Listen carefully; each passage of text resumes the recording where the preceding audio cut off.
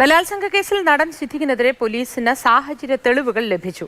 സംഭവം നടന്ന ദിവസം സിദ്ദിഖ് മസ്കറ്റ് ഹോട്ടലിൽ എത്തിയിരുന്നു. 3 ദിവസം ഹോട്ടലിൽ താമസിച്ചു.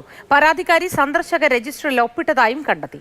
മസ്കറ്റ് ഹോട്ടലിൽ വീണ്ടും പരിശോധന. യുവനടിയുടെ രഹസ്യമൊഴി രേഖപ്പെടുത്താനുള്ള നടപടികൾ ആരംഭിച്ചു. കൂടുതൽ വിവരങ്ങൾ അമൽ തേമ്പറമ്പിൽ നൽകും.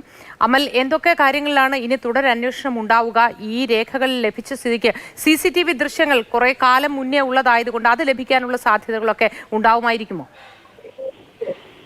സിദ്ദിഖിനെതിരെ കേസ് എടുത്തതിന് ശേഷം അതിവേഗത്തിലാണ് നടപടിയുമായി മ്യൂസിയം പോലീസ് മുന്നോട്ട് പോകുന്നത്. ഇതിപ്പോൾ മസ്കറ്റ് ഹോട്ടലിൽ പരിശോധന നടത്തുകയാണ് പോലീസ്. ആദ്യഘട്ട പരിശോധന കഴിഞ്ഞ് പോലീസ് ഇവിടെ നിന്ന് മടങ്ങിയിരുന്നു. ഇപ്പോൾ വീണ്ടും മ്യൂസിയം പോലീസ് മസ്കറ്റ് ഹോട്ടലിലേക്ക് എത്തി പരിശോധന നടത്തുന്നുണ്ട്.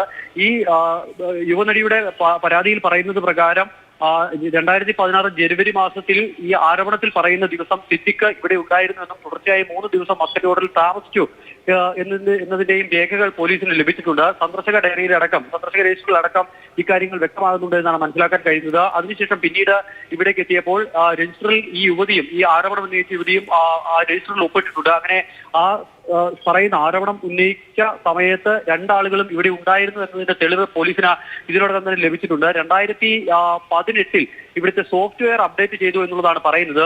അതുകൊണ്ട് ഡിജിറ്റൽ രേഖകൾ കൈമാറാനായി കുറച്ച് കാലതാമസം വേണ്ടിവരും എന്നുള്ളതാണ് മസ്കറ്റ് ഹോട്ടൽ അധികൃതർ എന്തായാലും പോലീസിനെ അറിയിച്ചിരിക്കുന്നത്. നിലവിൽ എന്തായാലും ഈ പരിശോധന ഇപ്പോഴും ഹോട്ടലിനകത്ത് പുരോഗമിക്കുന്നുണ്ട്. മറ്റെന്തെല്ലാം തരത്തിലുള്ള തെളിവുകളാണ് ഇവിടെ നിന്നും ശേഖരിക്കുന്നത് എന്ന കാര്യത്തിൽ വ്യക്തതയില്ല. അന്നിവിടെ ഉണ്ടായിരുന്ന ഉദ്യോഗസ്ഥരുടെ അടക്കമുള്ള വിവരങ്ങൾ ശേഖരിക്കേണ്ടതുണ്ട്. അങ്ങനെ വിവരങ്ങൾ ശേഖരിച്ച് ഒരുപക്ഷെ അവരുടെ മൊഴി എടുക്കുന്നതടക്കമുള്ള നടപടികളിലേക്ക് കടക്കുമെന്നുള്ളതാണ് നമുക്ക് മനസ്സിലാക്കാൻ കഴിയുന്നത്.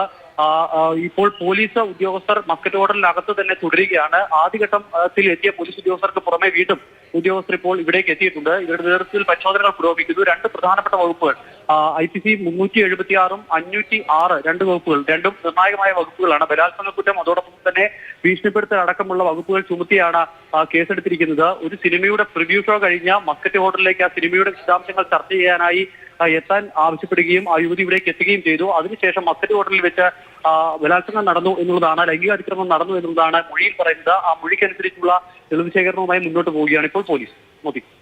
ശരി അമൽ.